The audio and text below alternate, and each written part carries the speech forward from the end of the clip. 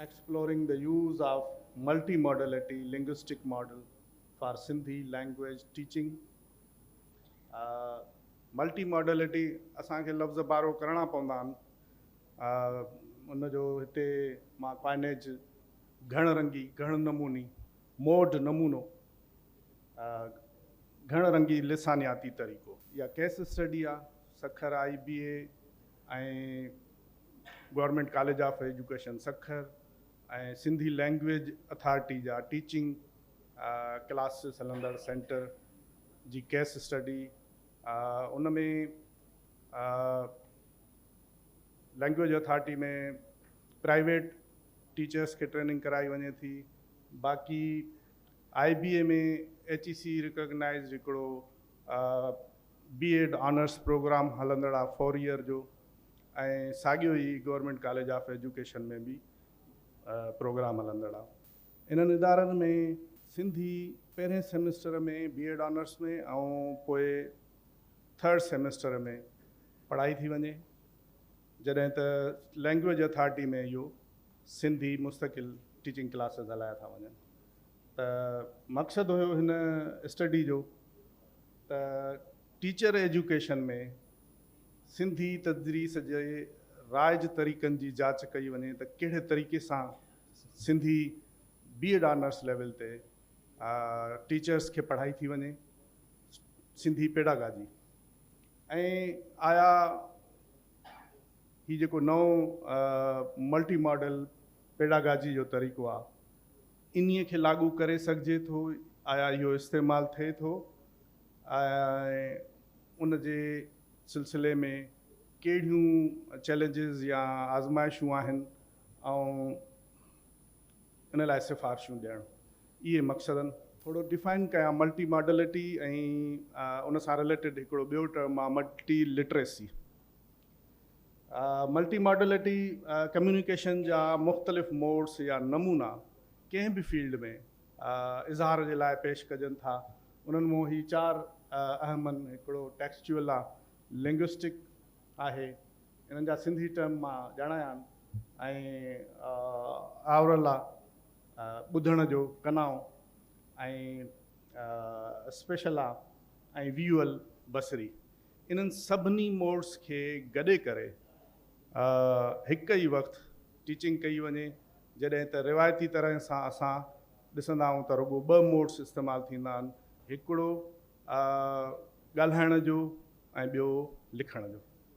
त multi modality असांखे suggest करे थी त इंसानु मुख़्तलिफ़ मोड्स में सिखे थो त मुख़्तलिफ़ मोड्स में ई उन्हनि खे जेको आहे सो कम्युनिकेट कजे या मुखातिब थी। ईअं मल्टी मॉडल पेडागाजी आहे, तदरीस जो इज़ाफ़ो करे छॾियऊं लफ़्ज़ जो, घण रंगी तदरीस, घण नमूनी तदरीस। तदरीस जो इहो अहिड़ो तरीक़ो जंहिंमें कम्युनिकेशन जे मुख़्तलिफ़ नमूननि खे गॾियल तौर इस्तेमालु कयूं था ऐं डिजिटली इस्तेमालु कयूं था। उन जा ही कुझु इस्म आहिनि: digital story, short video, posters, posters ऐं शॉर्ट डॉक्यूमेंट्रीज़, शॉर्ट गेम्स, रांदियूं, ब्रोशर वग़ैरह। इहे सभु इन्हीअ जो हिसो आहिनि ऐं इहे उन्हनि मुख़्तलिफ़ मोड्स में पेश थियनि था। ॿियो टर्म आहे मल्टीपल इंटेलिजेंसिस। हार्वर्ड गार्डनर इन जो पेश कंदड़ आहे। उनजो वरी ईअं ई ख़्यालु आहे त इंसानु मुख़्तलिफ़ इंटेलिजेंसिस रखे थो। कंहिंमें को मैथमेटिक्स में होशियारु आहे, को ॻाइण में होशियारु आहे, कंहिंमें के ॿियूं सलाहियतूं आहिनि। त ईअं घणियूं इंटेलिजेंसिस रखे थो, का हिकु इंटेलिजेंस नथो रखे। त इन ॿिन्ही थ्योरीज़ जो हिकु ई जेको आहे सो मक़सदु या हिकु ई सजेशन आहे त इंसानु मुख़्तलिफ़ इंटेलिजेंसिस रखे थो ऐं मुख़्तलिफ़ मोड्स में सिखे थो, त इन्हनि खे मुख़्तलिफ़ मोड्स में मुख़्तलिफ़ इंटेलिजेंसिस जी मिलाप सां टीचिंग कई वञे। लिटरेचर रिव्यू मूं कयो मल्टी मॉडल रिसर्च, इहो टर्म जेको आहे सो 90s में दुनिया में इंट्रोड्यूस थियो ऐं इन ते घणी तहक़ीक़ थी। हाणे दुनिया जी वॾियुनि ॿोलियुनि लाइ मल्टी मॉडल पेडागाजी ॾाढो बहितर नमूने इस्तेमालु थिए पई, ख़ासि करे इंग्लिश लाइ, चाइनीज़ लाइ ऐं ॿियनि ॿोलियुनि लाइ। सिंधीअ में इहो इस्तिलाह नओं आहे, इन ते का बि अॻु में का स्टडी न आहे थी। ज़ाहिर आहे असां वटि रिवायती तदरीस कई थी वञे, उहा छा आहे उन ते पोइ अॻिते ॻाल्हायूं था। ऐं इन सां गॾु पेडागाजी ते सिंधी, हाउ टू टीच सिंधी पढ़ाइण जा तदरीसी तरीक़ा, इन ते 4-5 किताब मौजूदु आहिनि, पर उहे मुदे ख़ारिज आहिनि, आउटडेटेड आहिनि। उन में पुराणी रिवायती तदरीस जो मवाद आहे, मॉडर्न टीचिंग जो को बि मवाद कोन्हे को। BEd ऑनर्स में इहा हाणे USAID जे ताउन सां, यूनिसेफ ऐं USAID जे ताउन सां, उन्हनि जी महिरबानी सां पंहिंजो HEC हिकिड़ो मैन्युअल अप्रूव करायो आहे, जेको सिंधीअ में, उहो बहितर आहे। जेको पंहिंजो 3rd सेमिस्टर में पढ़ायो थो वञे, उहो तक़ाबली तौरु बहितर आहे, पर उन में बि मल्टी मॉडलिटी जूं हिदायतूं कोन्हनि, डिजिटल लर्निंग जो कॉन्सेप्ट कोन्हे को। हा, इंटरेक्टिव आहे, एक्टिविटी बेस्ड आहे, रिवायती तदरीस खां घणो बहितर आहे, पर उन में बि डिजिटल पंहिंजो पेडागाजी या मल्टी मॉडल पेडागाजीअ जो तसवुर या हिदायतूं कोन्हनि के। अच्छा, मां ज़िक्र करे चुकुसि त केस स्टडी कई आहे इन्हनि 3 इदारनि जी। तरीक़ेकार मेथडोलॉजी इहा आहे त इन्हनि 3 क्वालिटेटिव रिसर्च आहे बेसिकली। 3 इदारनि जे सिलेक्टेड रिसर्च पार्टिसिपेंट्स, उस्ताद ऐं शागिर्दनि खां इंटरव्यू कया आहिनि, हिकिड़ो क्वेश्चनर इस्तेमालु कयमि, ऐं क्लासरूम ऑब्ज़र्वेशन कई, फील्ड नोट्स वरिता आहिनि, ऐं के सिंधीअ में शागिर्दनि जे पारां क्रिएट थियल डिजिटल लेसन प्लान्स, उन्हनि जो एनालाइसिस कयो आहे, ऐं इन सॼी कलेक्टेड डेटा जो पोइ थीमेटिक एनालाइसिस कयो वियो आहे। मुंहिंजो ॾाढो ही रिसर्च क्वेश्चन्स हुआ त इन्हनि इदारनि में तदरीस जे तरीक़ेकार ऐं ॿियनि हवालनि खां कहिड़ी सूरत हाल आहे, सिंधी पढ़ाई पई वञे, पढ़ाइजे थी त कीअं पढ़ाइजे पई। ऐं ॿियो सवाल त छा शागिर्द ऐं उस्ताद सिंधी डिजिटल कंपोज़िंग ॼाणनि था, इहा महारत, ऐं उनखे अमली तरह इस्तेमालु बि कनि था। ऐं टियों सवाल त रिवायती तदरीसी तरीक़े जे भेट में मल्टी मॉडल तरीक़े जे असराइते हुअण बाबति उस्तादनि ऐं शागिर्दनि जो परसेप्शन छा आहे, ऐं उन्हनि जा जोड़ियल डिजिटल मंसूबा केतिरा कारगर आहिनि। ऐं चौथों त इन ई तनाज़ुर में छा सिंधी पढ़ाइण लाइ मल्टी मॉडल तरीक़ो डिजिटल ज़रिए सां अमली तौरु इख्तियार करे सघिजे थो। इन्हनि रिसर्च क्वेश्चन्स जे पंहिंजो रहनुमाई में मां डेटा कलेक्ट कई। हाणे रिज़ल्ट ते अचां थो मां एनालिटिकल फाइंडिंग्स ते, त 3 इदारनि जे जेके शागिर्द आहिनि उन्हनि जो तादाद मिलाए करे, यानी गवर्नमेंट कॉलेज ऑफ एजुकेशन में 91, सखर IBA में 30 टीचर्स अंडर ट्रेनिंग आहिनि, ऐं पंहिंजो 19 सिंधी लैंग्वेज अथॉरिटी जी टीचिंग सेंटर ते स्टूडेंट्स आहिनि। ऐं उन्हनि मां जेका डिजिटल महारत आहे उहा IBA में जेका आहे उहा रुगो 2 शागिर्दनि में आहे, ॿिया डिजिटली सिंधी कंपोज़िंग नथा ॼाणनि, उन्हनि जे मोबाइलनि में इवन कीबोर्ड बि सिंधीअ जो कोन्हे को, सिवाइ 2 जे। ऐं GC में उन्हनि जो तादाद 7 ॼणा सिंधीअ में कंपोज़िंग ॼाणनि था, मोबाइल, कीबोर्ड ऐं लैपटॉप ते, ऐं इन खां अॻिते पोस्टर्स वग़ैरह बि क्रिएट करे सघनि था। सिंधी लैंग्वेज अथॉरिटी में जेके टीचर्स आहिनि प्राइवेट स्कूलनि जा, उन्हनि मां इहा महारत 6 ॼणनि में आहे। सो मजमूई तौरु तादाद इन्हनि जो बीहे थो उहो कोई 10%। 140 टीचर्स अंडर ट्रेनिंग आहिनि, जिन मां 10 ॼणा digital composing, Sindhi digital composing ॼाणनि था, ॿिया नथा ॼाणनि। तमामु घटि परसेंटेज, 10 खां 11। ही कुझु पिक्चर्स आहिनि, तव्हां ॾिसंदव त रिवायती तदरीस मुताबिक़ हिकिड़ो 2 मोड्स में, यानी लिखियल ऐं पढ़ण जे हवाले खां बोर्ड जो इस्तेमालु आहे, ऐं गॾोगॾु वरी असां वटि हीअं आहे त IBA में पंहिंजो मल्टीमीडिया इस्तेमालु थिए पई, सिंधी टीचर मल्टीमीडिया इस्तेमालु करे पियो, उनजी मास्टर्स आहे लिंग्विस्टिक्स में, ऐं सिंधीअ में बि मास्टर्स आहे। ईअं सिंधी लैंग्वेज अथॉरिटी में बि PPT ऐं मल्टी मीडिया इस्तेमालु थियनि पियूं, ऐं इंटरेक्टिव जेको आहे सो टीचिंग थिए पई। मां जॾहिं स्टूडेंट्स ऐं टीचर्स खां उन्हनि जो परसेप्शन पुछो त आइडियोलॉजिकली उहे इन ख़्याल जा हुआ त रिवायती जेका तदरीस आहे उहा टीचर सेंटर्ड आहे, उहा रुगो ॿिनि मोड्स ते मुश्तमिल आहे ऐं ग़ैर दिलचस्प ऐं ग़ैर अहम आहे, जंहिंजे करे असराइती कोन्हे की ऐं पर प्लस पॉइंट उन जी इहा आहे त आसान हुअण जे करे सभु को उनखे थो तरजीह ॾिए।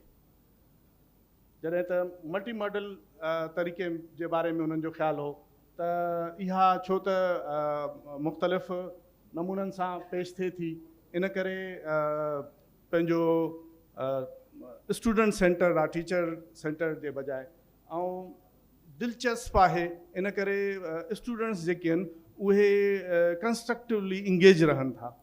ऐं इन जी नेगेटिव साइड इहा आहे त इन लाइ डिजिटल महारत खपे, सभिनी वटि इहा कोन्हे का, ऐं कुझु ज़रूरतूं खपनि थियूं, डिजिटल सोर्सिस खपनि था, घुर्जा हुआ ख़र्चा हुआ घणी, इन करे तरजीह इनखे नथा ॾियनि, तरजीह वरी बि रिवायती तदरीस खे थी ॾिनी वञे। सो चैलेंजिस जेके आहिनि उनखे डिस्कशन जे अंदरि मां पेश कयां थो त सिंधी तदरीस खे राइज करण में कहिड़ियूं आज़माइशूं आहिनि। रिवायती तदरीसी तरीक़ेकार बुनियादी रुकावट आहे, इन्हीअ खे मरहलेवार घटाए मरहलेवार डिजिटल सिंधी टीचिंग जे तरफ़ वधिणो पवंदो असांखे। ॿियो आहे ग़ैर तरबियत याफ़्ता उस्तादनि ऐं शागिर्दनि जी डिजिटल सिंधी में महारत जी खोट। जेके टीचर्स उते मां स्टूडेंट नथो कयां बी एड ऑनर्स में जेके स्टूडेंट सिंधी पढ़नि पिया, बल्कि उन्हनि खे जेके पढ़ाइनि पिया उहे पाण ट्रेंड कोन्हनि सिंधीअ में, अनट्रेंड आहिनि, मास्टर्स सिंपल थियल अथनि अक्सर सवाइ ॿिनि जे, त इहा हिकिड़ी रुकावट आहे। ऐं ॿियो इदारनि में डिजिटल ज़रूरतुनि जी घटिताई आहे, सोर्सिस कोन्हनि के, कीअं उहो मल्टीमीडिया, या कंहिं चयो त ही बिजली कोन्हे का त ही मल्टीमीडिया वारो तरीक़ो काॾों इस्तेमालु थींदो। टी अॻी जेका चैलेंज आहे उहा आहे त सिंधी डिजिटली पढ़ाइण लाइ मल्टी मॉडलिटी इस्तेमालु करण लाइ हिकिड़ो डिजिटल मवादु घुरिजे थो, उहो को घणो कोन्हे को, त उन जे वाधारे जी ज़रूरत आहे। ऐं चोथों जेको आहे उहो प्रेस्टीज फैक्टर आहे, नफ़्सियाती क़बूलियत। सिंधी माण्हू पाण पंहिंजी ॿोलीअ खे लाओ करे सम्झनि था, घटि करे सम्झनि था, हुननि जे लाइ सिंधीअ में मल्टीमीडिया जो इस्तेमालु या डिजिटल सिंधीअ जो इस्तेमालु उहो नफ़्सियाती तरह क़बूलियत उनखे कोन थी मिले।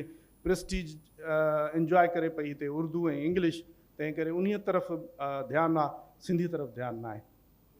ऐं ॿियो वॾी घुर्ज जेका आहे त ज़ाहिर आहे इन शइ खे अप्लाई करण लाइ मल्टी मॉडल टेक्स्ट मैन्यूअल जी ज़रूरत आहे, जेको अवेलेबल कोन्हे को। सो जे इहे चैलेंजिस दरपेश आहिनि त पोइ छा सिंधी मल्टी मॉडल तरीक़े सां डिजिटल नमूने पढ़ाए सघिजे थी?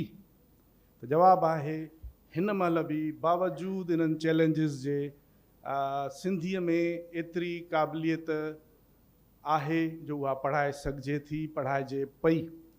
हिते कुझु मां मवादु ॾिनो आहे डिजिटल सिंधी तदरीस लाइ, ऑनलाइन मुख़्तलिफ़ साइट्स ते मुख़्तलिफ़ पेजिस ते मवादु पियो आहे।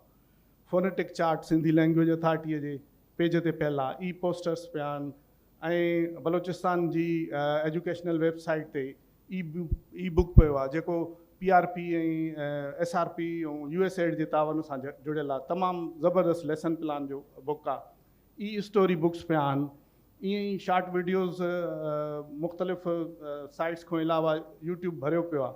फ्लैश कार्ड्स जेके आहिनि सो उहे USAID जा तयारु करायल साॻियो बलोचिस्तानी वेबसाइट ते पिया आहिनि। तरबियती मॉड्यूल जेके आहिनि ख़ुशकिस्मतीअ सां हिकिड़ो सिलसिलो हलंदड़ आहे, यूनिसेफ जे ताउन सां IBA आगा खान यूनिवर्सिटीअ में यूनिसेफ 5 सब्जेक्टनि जी ट्रेनिंग कराए पियो, जंहिंमें सिंधी बि शामिल आहे, इंग्लिश, उर्दू, सिंधी, मैथ ऐं साइंस। त उन्हनि जा जेके मॉड्यूल आहिनि उहे मल्टी मॉडल मॉड्यूल आहिनि, उन्हनि जे ज़रिए सां ट्रेनिंग थिए पई।